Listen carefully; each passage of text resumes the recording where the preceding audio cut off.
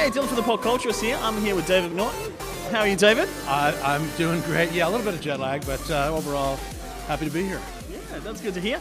So, of course, the big one we're all here to talk about is An American Werewolf in London. So, it was an incredible film back in 1981, is that correct? That's right. That's when we made it and released it. Yes. All within 6 months. It was wow, that's crazy. incredible. Yeah.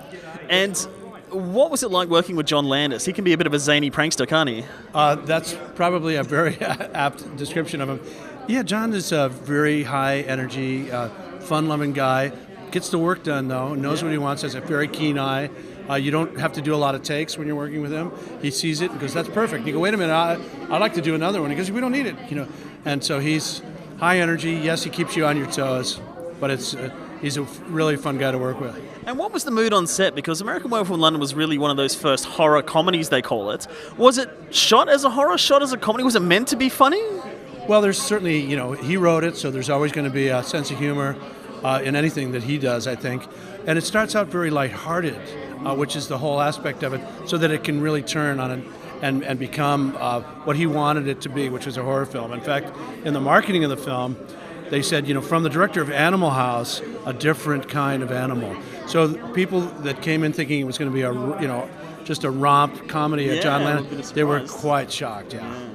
And what was it like? How comfortable was it in the transitional scenes of changing into and transforming, where you're kind of on the ground in prosthetics? How long did that take, and was it comfortable or something you had to endure? Yeah, it's really something you had to endure.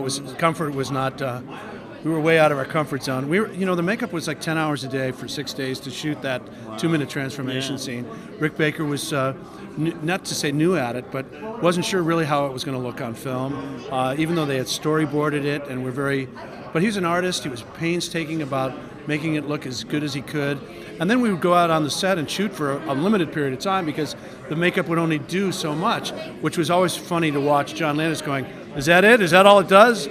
And meanwhile, Rick Baker's going, "I just spent 4 months making this thing, and can't we shoot it a little longer?" He says, "What else does it do?" So it was really cut and dry with John, and Rick wanted to stay there and shoot for weeks, but between that, I was stuck on the floor doing things. It was a first big film for me. I was one of those guys that was like, what else do you need? Very keen, very enthusiastic. Not to say that I've changed, but I know better now. Yeah, that's right.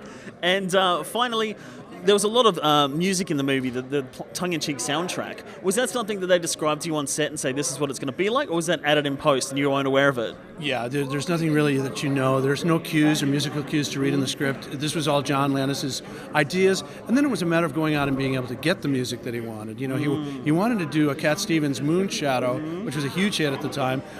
Cat Stevens said, "Oh no, don't mess with werewolves." Wouldn't give him the rights. Yeah. So it was one of those things of, let's Blue Moon for sure, Bad Moon Rising, and Van Morrison tunes, of course. And so overall, it was just a real compliment to see the cut version with all the music. Surprise to you as well. It was indeed. Excellent. All right, well, thank you very much. My pleasure. Have a nice day.